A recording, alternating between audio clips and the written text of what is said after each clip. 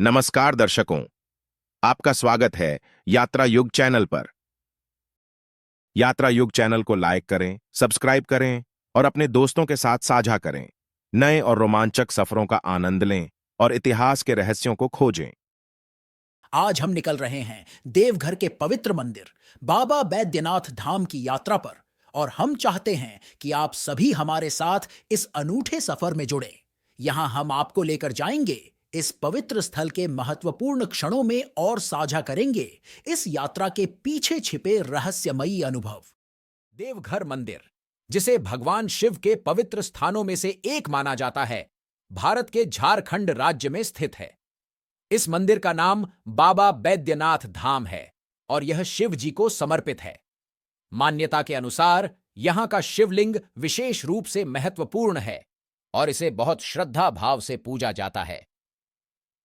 बाबा बैद्यनाथ धाम का महत्वपूर्ण इतिहास है जो इसे एक पौराणिक स्थल बनाती हैं। मंदिर की विशेष शैली, परंपरागत आराधना और सांस्कृतिक महत्व के कारण यह स्थान श्रद्धालुओं के बीच में एक प्रमुख धार्मिक तीर्थ स्थल बन गया है। धार्मिक और सांस्कृतिक दृष्टि से देवघर मंदिर भारतीय समृद्धि और परंपरागत आतिथ्य की अद्वितीयता का प्रतीक है। यहां प्रतिवर्ष अनगिनत श्रद्धालु भक्ति भाव से यात्रा करते हैं और बाबा बैद्यनाथ की कृपा का आशीर्वाद प्राप्त करते हैं। बाबा बैद्यनाथ धाम में यात्रा का अनुभव करते समय आप प्राचीनता और आध्यात्मिकता के साथ समृद्धि की ऊंचाइयों की ओर बढ़ते हैं। यह स्थल विशेषता से विभिन्न धार्मिक और सांस्कृतिक आयोजनों के लिए भी प्रसिद्ध है, जिनमें महाशिवरात्रि का उत्सव और कई धार्मिक पर्व शामिल हैं। इस धार्मिक स्थल का दौरा करते समय आप देवघर के स्थानीय बाजारों, शिल्पकला केंद्रों और प्राकृतिक सौंदर्य का भी आनंद ले सकते हैं। यहां की स्थानीय बाजारों में स्थानीय आर्ट और हैंडीक्राफ्ट्स का खूबसूरत संग्रह होता है, जिससे यात्रा को और भी रंगीन बनाता है। बाबा बैद्यनाथ धाम का दौरा धार्मिक और सांस्कृतिक अनुभव के साथ साथ पर्यटन के एक अनूठे अंग को दिखाता है, जो आपको एक अद्वितीय यात्रा प्रदान करता है। देवघर में सुल्तानगंज से गंगा जल का पवित्र अभिषेक होता है, जो हजारों श्रद्धालु कांवड़ियों के रूप में पहुंचते हैं। यह धार्मिक यात्रा गंगा के पवित्र जल को महादेव शिव के धाम में ले जाने का एक अद्वितीय प्रयास है। श्रद्धालु कांवड़ियां अपने कंधों पर गंगा जल को लेकर देवघर की ओर बढ़ते हैं। इस यात्रा को कांवड़ यात्रा कहा जाता है। सुल्तानगंज से लेकर देवघर तक का यह सफर भक्तों के लिए एक मानव यात्रा की भावना को साकार करता है, जिसमें श्रद्धालु अपने आस्थाओं को निभाते हैं। इस कांवड़ यात्रा के दौरान श्रद्धालु गंगा जल को भगवान शिव के पवित्र मंदिर में अर्पित करते हैं, जहां उन्हें महादेव की कृपा और आशीर्वाद मिलता है। इस अनूठे धार्मिक आध्यात्मिक साहस के माध्यम से कांवड़ियां देवघर पहुंचकर अपने मनोबल को और भी मजबूत करती हैं और साथ ही एक सामूहिक धार्मिक अनुभव का हिस्सा बनती हैं। 12 ज्योतिर्लिंगों में से एक पवित्र वैद्यनाथ शिवलिंग झारखंड के देवघर में स्थित है। इस जगह को लोग बाबा बैजनाथ धाम के नाम से भी जानते हैं। कहते हैं भोलेनाथ यहां आने वाले की सभी मनोकामनाएं पूरी करते हैं, इसलिए इस शिवलिंग को कामना लिंग भी कहते हैं।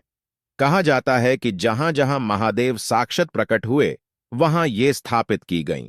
इसी तरह पुराणों में वैद्यनाथ ज्योतिर्लिंग की भी कथा है, जो लंकापति रावण से जुड़ी है। भगवान शिव के भक्त रावण और बाबा बैजनाथ की कहानी बड़ी निराली है।